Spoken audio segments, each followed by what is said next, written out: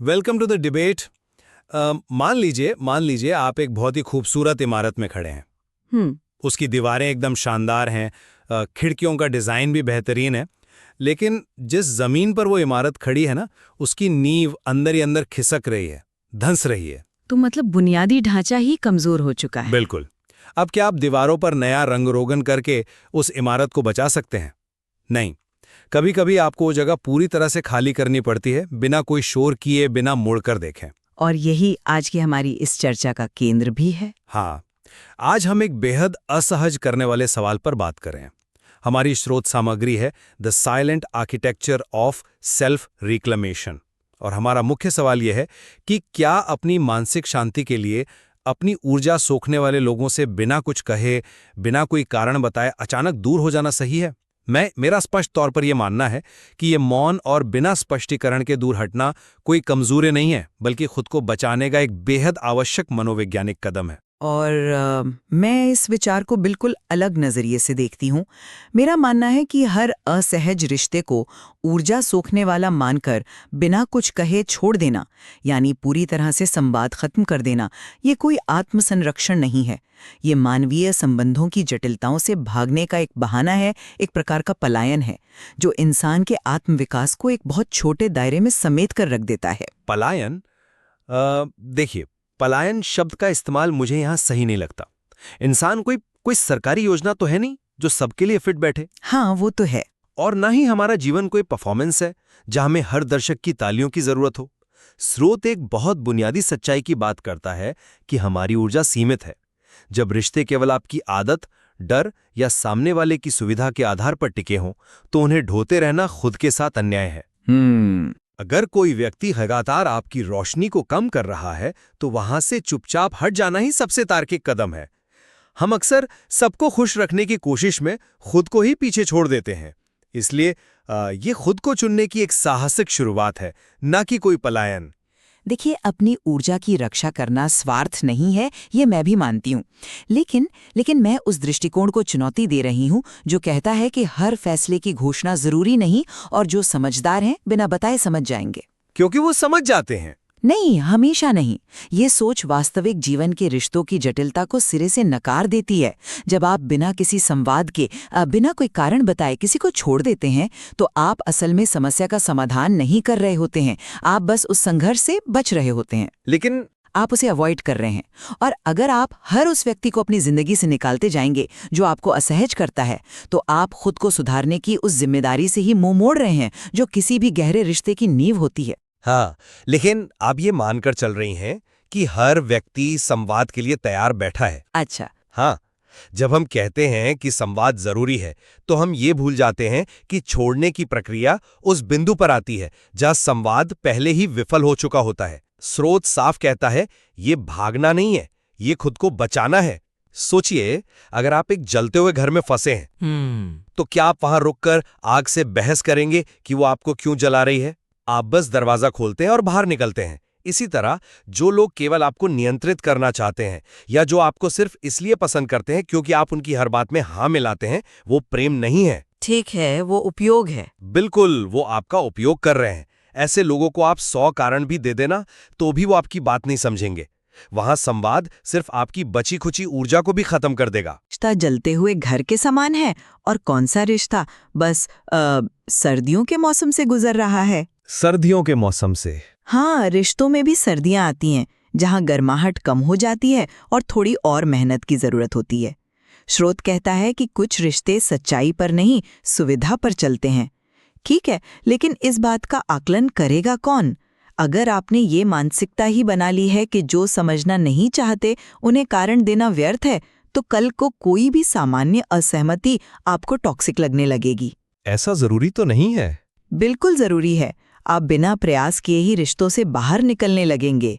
ये एक बहुत खतरनाक रास्ता है, जहां इंसान सिर्फ अपनी सुविधा के हिसाब से लोगों को चुनता है और छोड़ता है। ये आकलन कोई गणित का फॉर्मूला नहीं है कि आपने 2 और 2 4 कर लिया।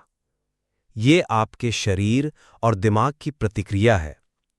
स्रोत इसका बहुत ही स्पष्ट मनोवैज्ञानिक आधार बताता है। पहचानो कौन तुम्हें उठाता है और कौन धीरे धीरे गिराता है। मनोविज्ञान में हम जिसे हाइपर विजिलेंस कहते हैं, यह वही स्थिति है। कुछ लोगों के आसपास होते ही आपका दिमाग एक डिफेंसिव मोड में चला जाता है। आपको थकान महसूस होती है, आप खुद पर संदेह करने लगते हैं। यह कोई बौद्धिक असहमति नहीं है, यह एक निरंतर चलने वाली मानसिक थकावट है। मैं समझ रही हूँ आपकी बात। जब आपकी सीमाएं बार बार तोड़ी जा रही हों, तो वहां संवाद का प्रयास अक्सर एक नए झगड़े का कारण बन जाता है। सामने वाला आपकी बात सुनने के लिए नहीं, बल्कि आपको गलत साबित करने के लिए बहस करता है। ऐसे में मौन कोई हथियार नहीं है, बल्कि आपकी ढाल बन जाता है। ठीक है, मैं समझती हूँ कि आप मानसिक थकावट की बात कर रहे हैं, लेकिन चलिए इस प्रक्रिया के अगले कदम पर बात करते हैं। जी बताइए। मान लीजिए आपने बिना बताए उस इंसान को छोड़ दिया और अपनी ढाल उठा ली। इसके बाद क्या होता है?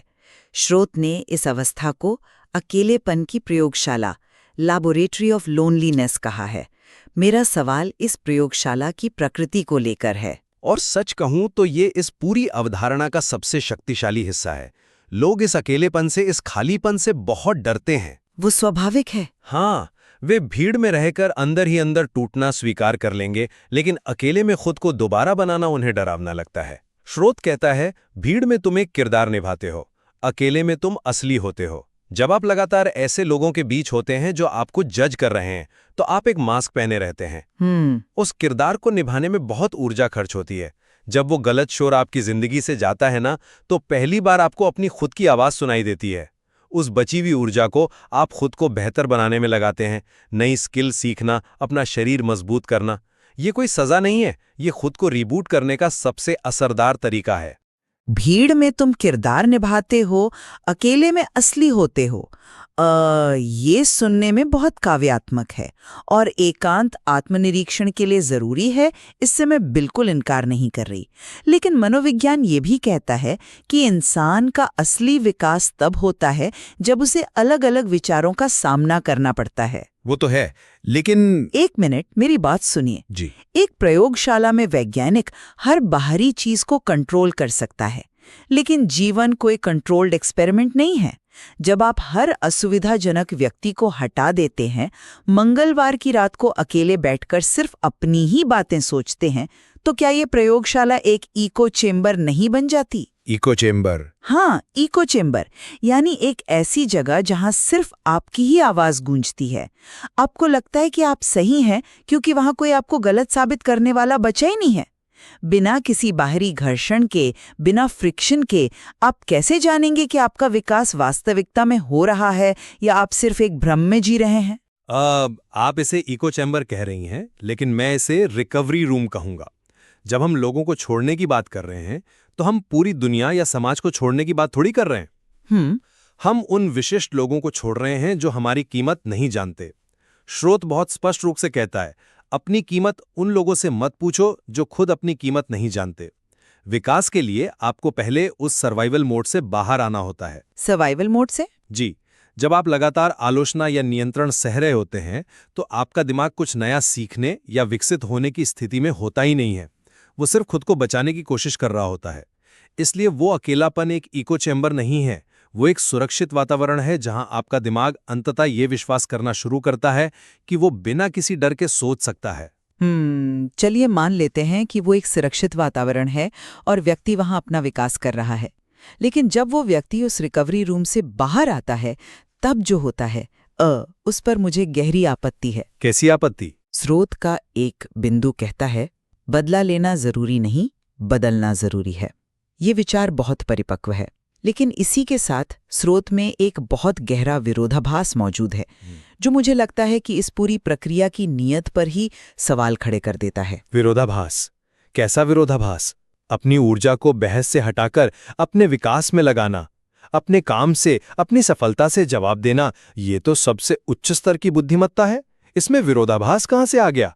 विरोधाभास यहाँ है कि आप एक तरफ तो दावा कर रहे हैं कि लोग क्या कहेंगे ये सोचना छोड़ दो और बाहरी लोगों की राय मायने नहीं रखती। बिल्कुल। लेकिन स्रोत उसी सांस में ये भी वादा करता है कि जब तुम बदलोगे तो जो तुम्हें हल्के में लेते थे वो चुप हो जाएंगे, देखते रह जाएंगे, या फिर एक दिन लोग पूछेंगे कि तुम इतने बदल कैसे गए, बस मुस्कुराना। मेरा सवाल ये है कि यदि आपने वाकई उन्हें पीछे छोड़ दिया है, यदि आप सचमुच आज़ाद हो गए हैं, तो आपके दिमाग में अभी भी उन्हें हैरान करने या उन्हें चुप कराने की इच्छा क्यों है? मैं समझ गया आप किस दिशा में जा रही हैं। अगर आपका लक्ष्य अभी भी यही है कि जो लोग आपको कल तक कम आंकते थे उनके चेहरे पर आज पछतावा दिखे, तो मानसिक रूप से आप आज भी उन्हीं के गुलाम हैं। आप कह रहे हैं कि आप उनके शोर से दूर चले गए, लेकिन असलियत तो ये है कि आप आज भी उनकी खामोशी और उनके वैलिडेशन का इंतजार कर रहे हैं। ये एक ऐसा आत्मविकास है जो अभी भी उन लोगों की प्रतिक्रिया पर निर्भर है जिन्हें आपने टॉक्सिक कहकर छोड़ दिया था। देखिए, मैं इसे इस तरह से बिल्कुल नहीं देखता और मुझे लगता है कि यहाँ हम कारण और परिणाम, कॉज और इफेक्ट को मिला रहे हैं। विरोधियों का चुप हो जाना या हैरान रह जाना इस पूरी प्रक्रिया का प्राथमिक लक्ष्य नहीं है। ये महज एक स्वाभाविक बाई प्रोडक्ट है, एक साइड इफेक्ट है। एक बाई प्रोडक्ट? बिल्कुल। इसे एक उदाहरण से समझिए। जब सूरज उगता है तो पत्तों पर पड़ी ओस की बूंदें अपने आप सूख जाती हैं। क्या सूरज का लक्ष्य ओस को सुखाना है? नहीं, उसका काम सिर्फ अपनी पूरी ताकत से चमकना है। ओस का सूखना एक स्वाभाविक भौतिक प्रक्रिया है। इसी तरह जब आप अकेलेपन की उस प्रयोगशाला में खुद पर काम करते हैं, अपनी स्किल्स बढ़ाते हैं, आपका आत्मविश्वास लौटता है, तो जो लोग कल तक आपका मजाक उड़ाते थे, उनका चुप हो जाना एक मनोवैज्ञानिक प्रतिक्रिया है। व्यक्ति उस प्रतिक्रिया के लिए मेहनत नहीं कर रहा है। तो वो मेहनत किस लिए कर रहा है? उसका संकल्प सिर्फ इतना है, जहां मेरा सम्मान नहीं, वहां मैं नहीं रुकूंगा। स्रोत ये नहीं कह रहा कि आपको उनकी प्रतिक्रिया के इंतजार में बैठे रहना है। वो बस आपको उस भविष्य के परिदृश्य की याद दिला रहा है, ताकि आप आज की अपनी ऊर्जा को व्यर्थ की बहसों में बर्बाद ना करें। हाँ, सूरज और ओस की एनोलॉजी बहुत शानदार है, लेकिन इंसानी दिमाग सूरज की तरह न्यूट्रल या तटस्थ नहीं होता है। हम भावनाओं से भरे जीव हैं। जब किसी इंसान को चोट पहुंचती है, तो वो अवचेतन रूप से उस बाय प्रोडक्ट को ही अपना मुख्य लक्ष्य बना लेता है। ये एक जनरलाइजेशन है। नहीं, ये इंसानी फितरत है। वो व्यक्ति जिम में वजन उठाते हुए या रात में काम करते हुए यही सोचता है कि एक दिन मैं उन्हें गलत साबित करूंगा। ये बदला लेने की जो सूक्ष्म भावना है, ये व्यक्ति को कभी सच में अतीत से मुक्त नहीं होने देती। और यहीं पर मेरा सबसे बड़ा तर्क आता है। बताइए। जब आप बिना कुछ बताए, बिना स्पष्टीकरण दिए किसी की जिंदगी से अचानक गायब हो जाते हैं, जिसे आजकल की भाषा में घोस्टिंग कहा जाता है, तो आप असल में अपनी शांति नहीं चुन रहे। आप दूसरे इंसान को एक मनोवैज्ञानिक सजा दे रहे हैं। पनिशमेंट है ये। सजा? एक मिनट, अपनी ऊर्जा को बचाना और एक अस्वस्थ जगह से हट जाना सजा कैसे हो सकता है? क्योंकि वो व्यक्ति इंसान है। मनोविज्ञान में एक बहुत महत्वपूर्ण कॉन्सेप्ट है कॉग्निटिव क्लोजर। हमारे इंसानी दिमाग की बनावट ही ऐसी है कि उसे हर कहानी का एक अंत चाहिए होता है, एक क्यों का जवाब चाहिए होता है। जैसे कंप्यूटर में कोई टैब खुला रह जाए तो वो बैकग्राउंड में मेमोरी खाता रहता है, वैसे ही दिमाग अधूरे सवालों को प्रोसेस करता रहता है। जब आप अचानक गायब होते हैं तो दूसरा व्यक्ति इस भ्रम में तड़पता रहता है कि आखिर मेरी गलती क्या थी। वो लगातार उसी बारे में सोचता रहता है।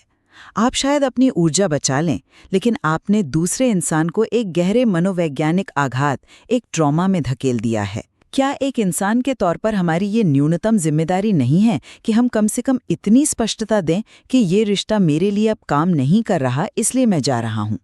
मौन हमेशा शांति नहीं होता। कई बार मौन शब्दों से भी ज्यादा हिंसक होता है। आपकी बात में एक आदर्शवादी अपील जरूर है, लेकिन ये वास्तविकता से बहुत दूर है। क्लोजर या अंत हमेशा दूसरे व्यक्ति के शब्दों से नहीं मिलता। तो फिर किससे मिलता है?